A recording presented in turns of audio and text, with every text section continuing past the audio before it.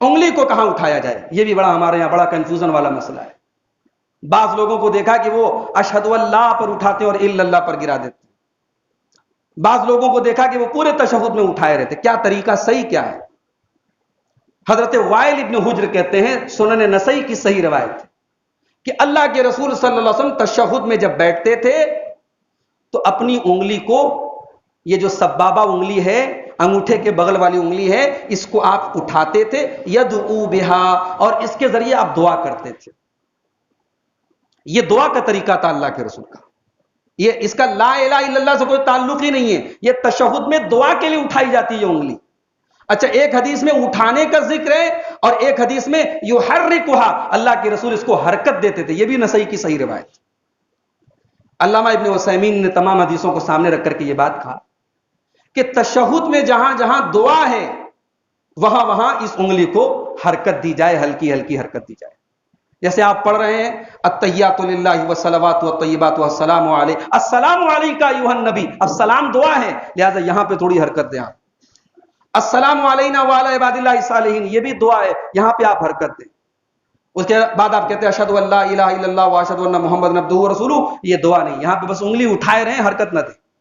اس کے بعد آپ درود پڑھ رہے ہیں اللہم صلی علی محمد، یہ پوری دعا ہے، یہاں پہ آپ حرکت دیتے رہیں. اللہم بارک علی محمد، حرکت دیتے رہیں. اللہم انی ظلمت نفسی، حرکت دیتے رہیں. اللہم انی اعوذ بک من عذاب القبر، یہ پوری دعائیں جو ہیں، جتنی دعا آپ پڑھ رہے ہیں اتنے دوران آپ حرکت دیتے رہیں. اس کے بعد اب سلام پھیرنا ہے آپ کو. سلام پھیرتے وقت بھی بعض لوگوں کو میں دیکھتا ہوں کہ وہ پورے بدن کو گھمانے لگتے ہیں. بھائی پورے بدن کو گھمانا رسول سے ثابت نہیں. حضرت عبداللہ ابن مسعود رضی اللہ عنہ کہتے ہیں، صحیح مسلم کی روایت ہے، اللہ کے رسول صلی اللہ علیہ وسلم جب سلام پھیرتے تھے تو اپنا چہرہ گھماتے تھے داہنی طرف، اور چہرہ گھما کر کے کہتے تھے السلام علیکم ورحمۃ اللہ، یہاں تک کہ پیچھے سے آپ کے داہنے گال کی سفیدی نظر آتی تھی.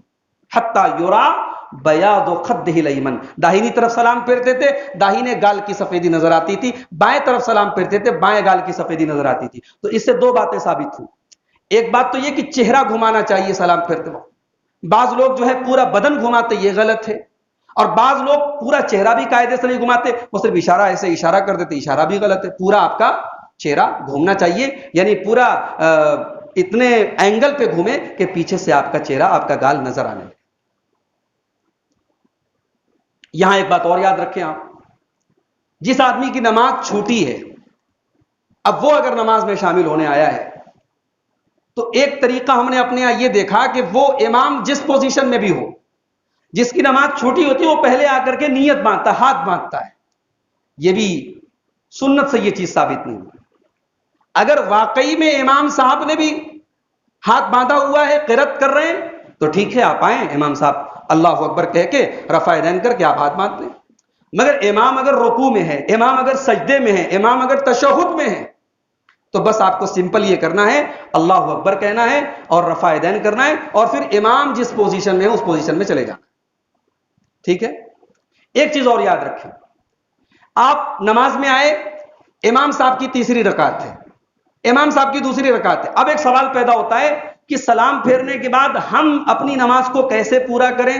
تو سمپل طریقہ یاد رکھیں، اور دلیل کی روشنی میں یہی زیادہ راجح اور بہتر ہے کہ آپ جب آئے ہیں تو امام کی چاہے وہ تیسری رکعت ہو، چاہے وہ چوتھی رکعت ہو، وہ آپ کی پہلی رکعت.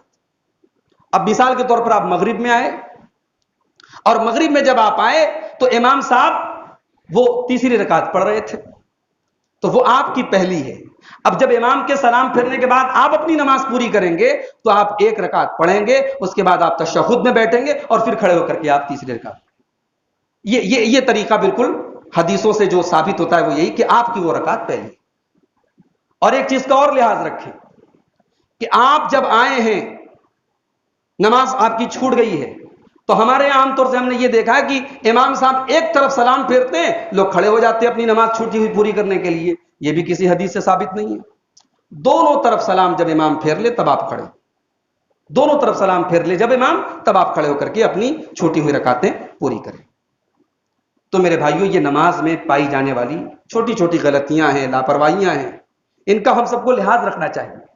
نماز کی جو دعائیں یاد نہیں ہیں، چھوٹے چھوٹے بچوں کو یاد کرا دی جائے تو ہفتے بھر میں یاد کر لیتے ہیں. ہمیں سے کتنے لوگ ہیں مدت گزر گئی، بوڑھے ہو گئے، پوچھو دعائے قنوت یاد ہے؟ نہیں یاد۔ جنازے کی دعائیں یاد نہیں ہیں، بھائی ایک دعا یاد کر لو، جنازے کی درجنوں دعا اللہ کے رسول سے ثابت ہے، آپ ایک دعا یاد کر لیں، چھوٹی سی کوئی دعا یاد کر لیں۔ بڑی عجیب بات ہے، ہم دنیا کے معاملے میں کبھی یہ نہیں کہتے فلاں چیز ہم کو نہیں معلوم ہے تو چلو کوئی حرج نہیں، ہم سیکھتے ہیں، ہم حاصل کرتے ہیں۔ تو نماز ہے، جنازے کی نماز ہے، جو دعائیں آپ کو یاد نہیں ہیں ان کو یاد کرنے کی کوشش کریں۔ اللہ سے دعا ہے رب العالمین ہماری نماز میں جو کوتاہیاں ہیں، جو کمیاں ہیں، ان کو دور فرما دے، ہم سب کو سنت کے مطابق نماز ادا کرنے کی توفیق عطا فرمائے۔ اللہ رب العالمین ہمیں نماز کا پابند بنائے، ہماری نمازوں میں خشوع اور خضوع پیدا فرمائے، اطمینان اور سکون کے ساتھ سنت رسول کے مطابق نماز ادا کرنے کی توفیق عطا فرمائے۔ آمین۔ وآخر دعوانا ان الحمد